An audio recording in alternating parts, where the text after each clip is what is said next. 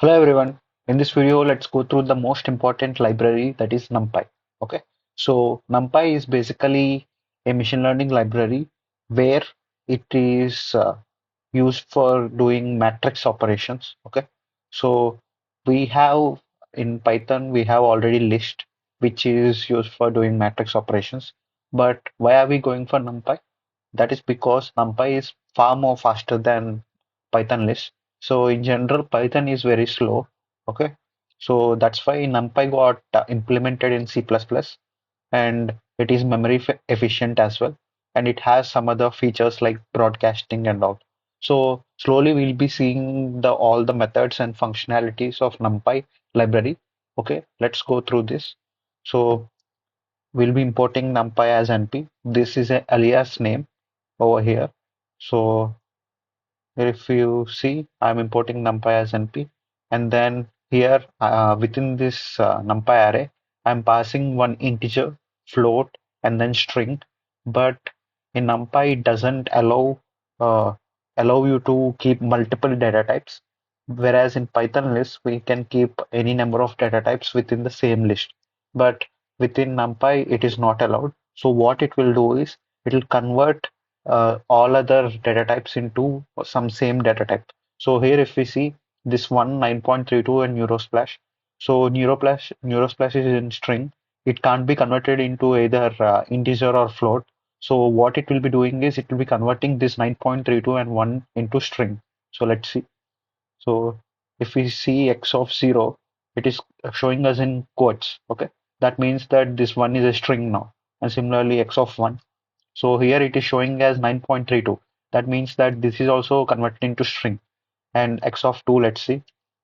This is obviously, we know from before itself, this is string.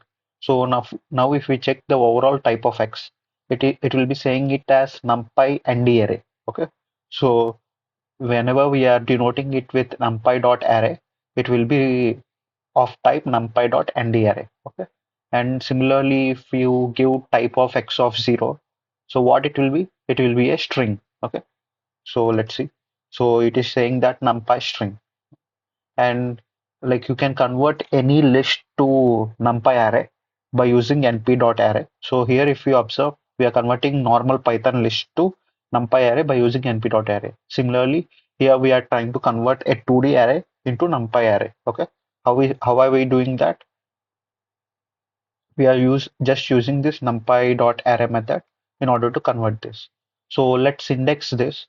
So here if we see, it is this here also the indexing is somewhat similar to list, we can say.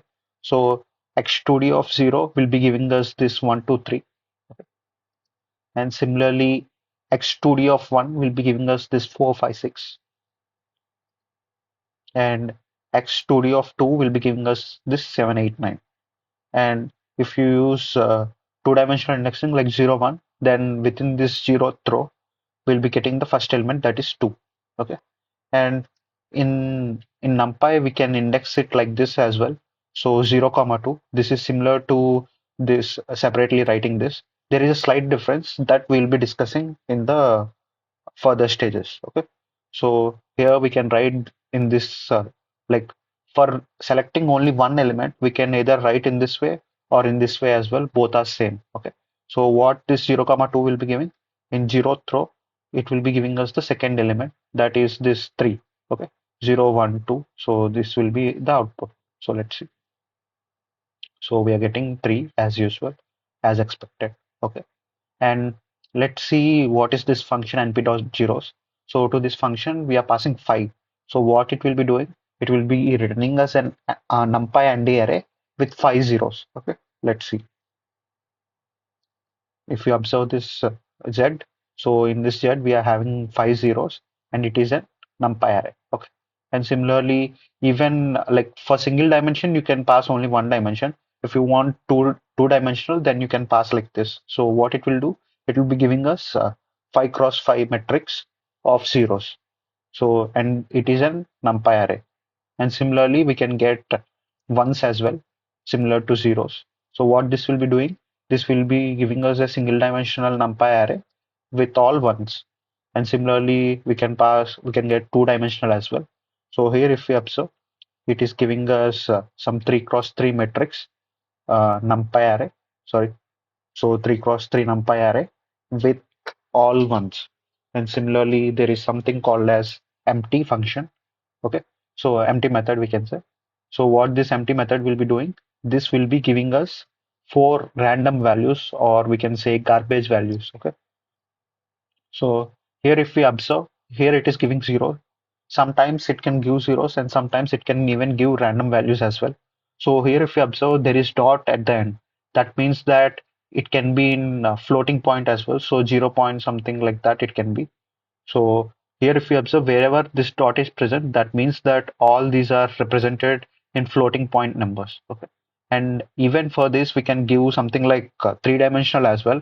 It's not like only we can give two-dimensional. We can give even three-dimensional. So it will be giving some like garbage values like this. So like based on compiler it might differ, but if we observe over here, here it is giving zeros. In some other case it might be giving garbage values. Now if we see, we are telling that np.empty and we want some 10 values, and here I am we can mention data type as well.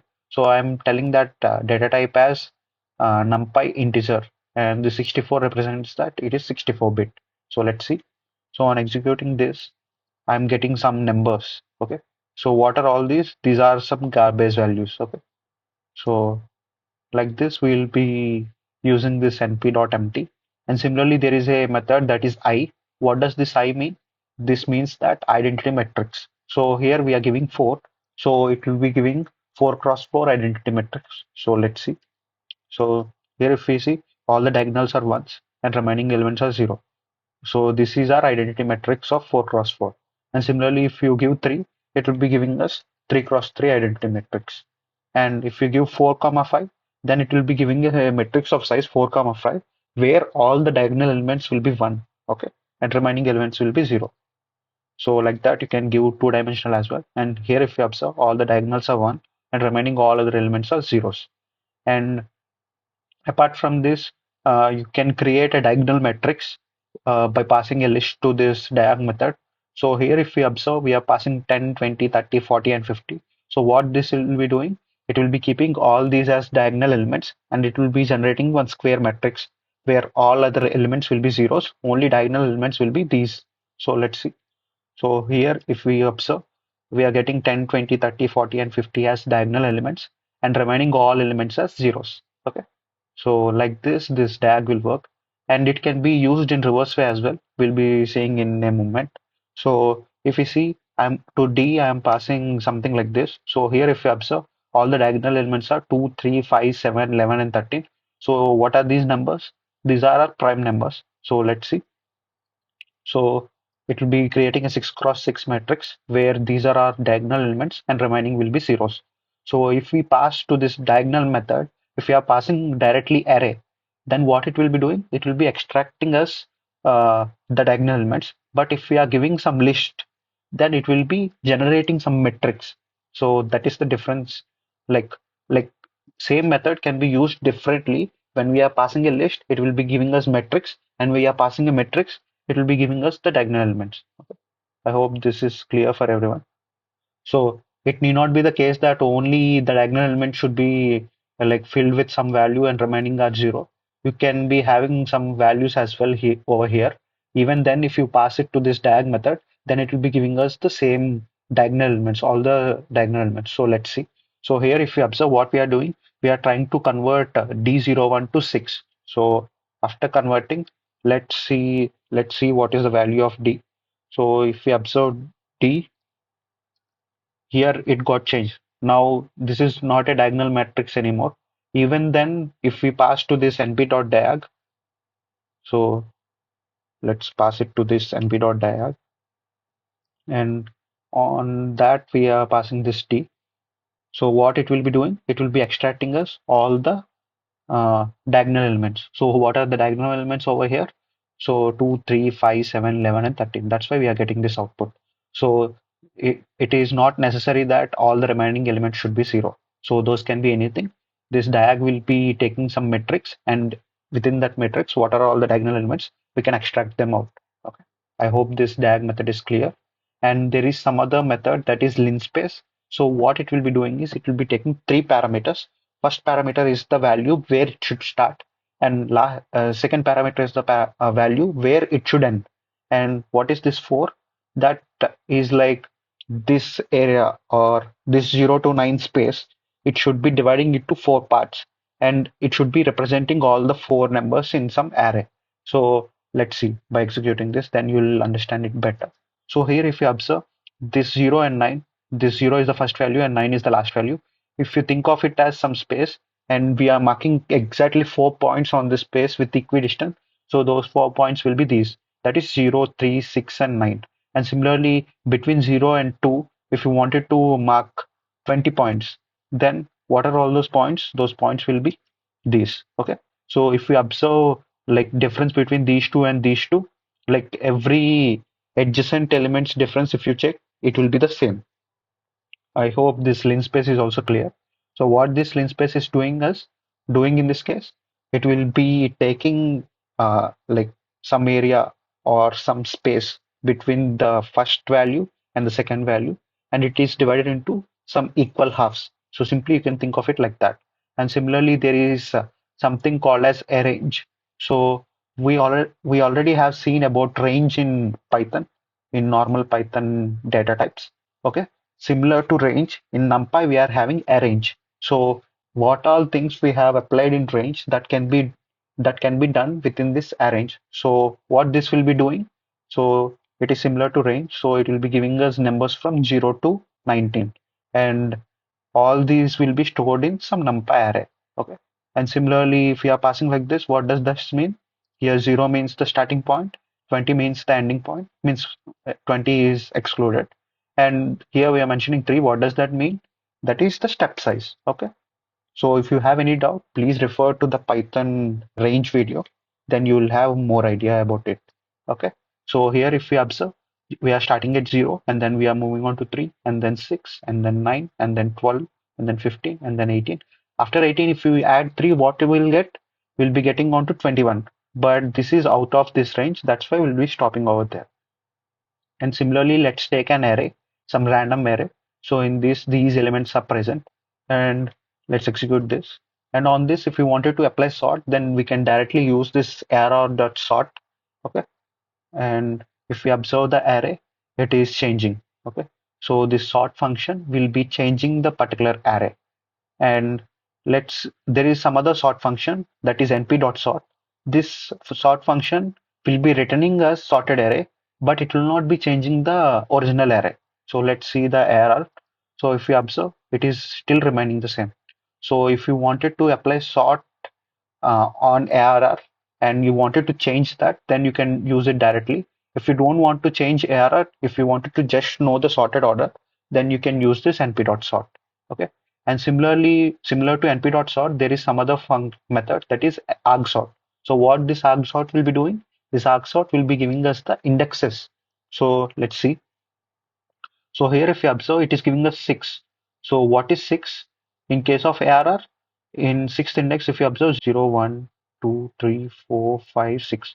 So in sixth index, we are having 0. That is the minimum element. So like that, it will be giving us the indexes of sorted elements. Let's say in the sixth index, you will be having first smallest element. And similarly, on fourth, you will be having the second smallest. And on third index, you will be having the third smallest element. Like that, argsort will be giving us all the indexes of the sorted order. Okay. So it will not be giving the original values, but it will be giving the indexes of that particular values. Okay. I hope this is clear. And let's move further. So here, if you observe, we are taking a two-dimensional array and we are converting into NumPy array, and we are storing it in ARR. And let's apply sort on this. So if we apply directly sort on this two-dimensional array, what it is doing? It is sorting this particular row and this particular row. Okay. And let's say if you wanted to sort on these columns, like 4, 9, 2, 0, like 0, 2, 1, 5, minus 5 and 1, like that, if you wanted to sort on columns, then we can use something called as axis. So if you are mentioning axis equal to 0, that means that we wanted to vertically sort. Okay. vertically, if we wanted to do sorting, then that means that we should give it axis equal to 0. So here if you observe, vertically we are sorting, so 4 and 9. Here also we are getting 4 and 9. So previously it is 2 and 0, but vertically it is not sorted. Now it is 0 and 2. And similarly, previously it is 1 and minus 5. Vertically it is not sorted. Now if we observe, it is minus 5 and 1. And similarly, both are equal, so we are having the same thing. When x is equal to 1, we will be sorting horizontally. So horizontally, if you see what is the sorted order, it will be 1, 2, 4, and 6. And similarly, in this case, it will be minus 5, 0, 6, and 9. So let's see whether it is giving like that or not. Yeah, it is giving exactly in the same way. So this np dot sort and this np dot sort when x is equal to 1, both are same. Okay, so if you observe, in this case, these both are same. And let's take an array x and similarly array y. So let's observe how to concatenate these two. So if we are directly applying np dot concatenate, then what it will be doing? It will be concatenating both these NumPy arrays. So in the first part, we'll be having all these X elements, and similarly in the second part, we'll be having all the Y elements. Okay. So in concatenate also, like there is access concept. So let's see, let's take some two-dimensional thing, and then let's see how to do access wise. So we are taking a two-dimensional list over here, that is X, and similarly two-dimensional list, that is Y. And now we are doing concatenate x comma y. Then what it will be doing? It will be directly adding like this. Okay. So 1, 2, 3, 4, and 5, 6.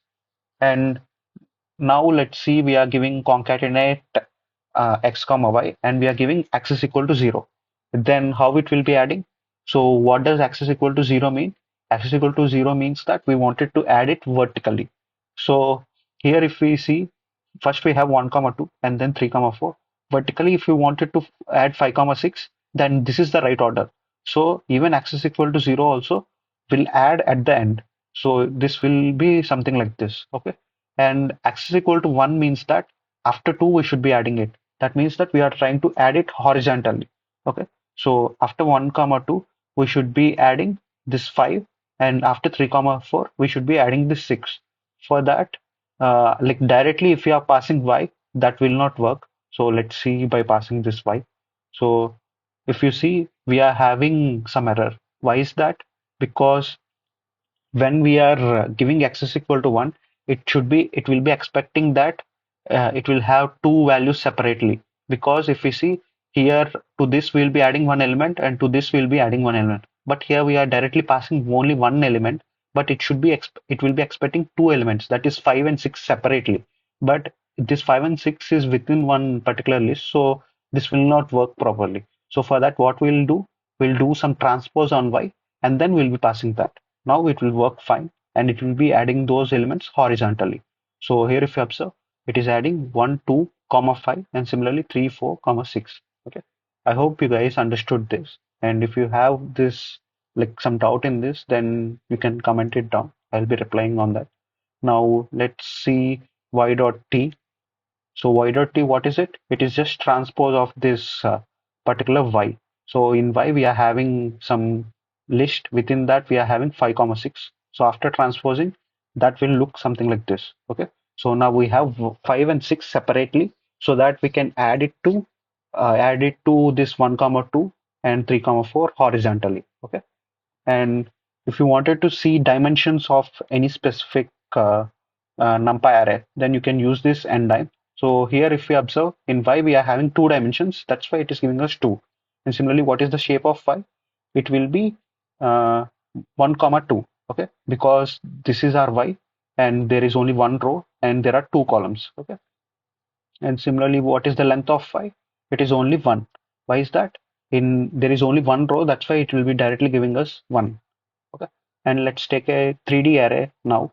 So this is a 3D array. If you carefully observe, in within this outer array, we are having 2 cross 2, that is 1, 2, and 3, 4, and similarly another 2 cross 2, that is 5, 6, and 7, 8. So let's execute this and let's see. So this 1, 2, 3, 4, and 5, 6, 7, 8 are 2D arrays that are present within this array. So overall, it will be a 3D array. So now let's fix the number of dimensions, and what is it giving? It is giving us 3. And similarly, what is the shape? So it is giving us 2 comma 2 comma 2. And what will be the length? Can anyone tell? So here if we see, there are two 2D elements within this three-dimensional one. So length will be 2. And let's see what is Z. So Z is a 2D matrix where we are having 1 comma 2, 2 comma 3 comma 4 and 5 comma 6 as rows. Okay. So if we see the shape of Z, it is giving us 3 comma 2 because here if we observe there are 3 rows and 2 columns. Okay. So that is Z dot shape. And here Z of 1 represents this particular row.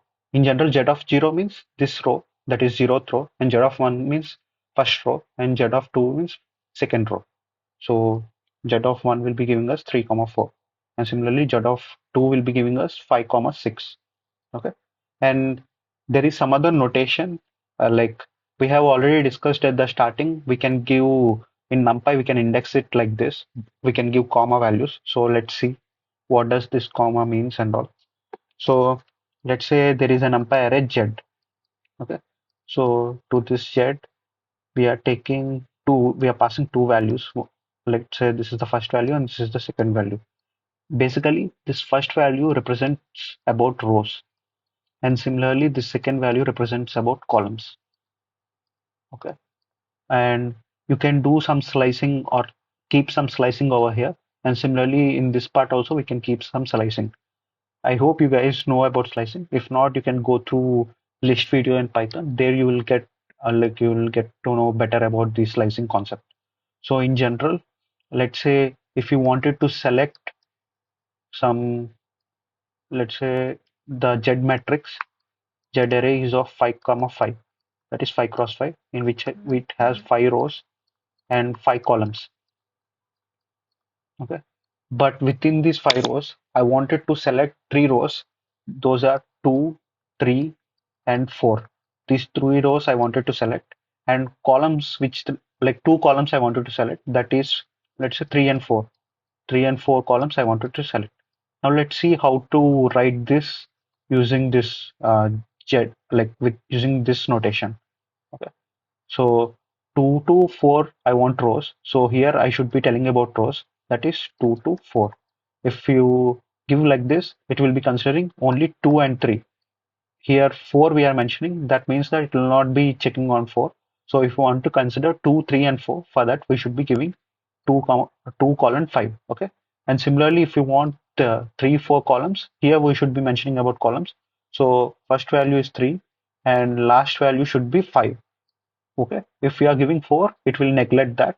If you wanted to give till some index, so for that we need to give at the last, we should be giving plus 1 value. Okay, then only it will be considering till that point. So I hope this is clear. So what this will be doing, this will be selecting rows 2, 3, and 4 and columns 3, comma 4. Okay, I hope this is clear for everyone. Let's move on. So here, if you observe, if you are directly giving column, that means that we'll be selecting all the rows. And one means that it is referring to column. So we are selecting only first column. So in Z, if we observe, we are selecting all rows and only we are considering first column. That means that it will be having 2, 4, and 6. So let's see the output of this. So here, if you observe, we are getting 2, 4, and 6. And similarly, in this case, we are selecting rows 0 and 1. Okay, that means that rows 0 and 1 means this 1, 2, and 3, 4. And which column we are selecting? Only 0th column. That means that you will be having 1 and 3 as the output. So let's see. Yeah, 1 and 3 is our output. And in this, what we are trying to do. So you just guys try for some time and then see the output. So this 0 will be what it will be doing. This 0 will be taking this particular row. And within that row, what I'm trying to do, I'm trying to consider from the first column. Okay, if you're not mentioning anything, that means that from first column you'll go till last. Okay, so here our first column is this. After that, there are no columns, so it will stop over here and it will be returning us 2. So let's see. Yeah, it is giving us only 2. Now let's take an array. So if within an array you wanted to select some particular indexes, then how can we do? Let's see. So to this ARR, we can pass a list. So within that list, you can pass all these indexes. Okay. So here I'm mentioning indexes 2, 3, 5, 7, and 11. So what are all the elements that are there in these indexes? Those values you will be getting.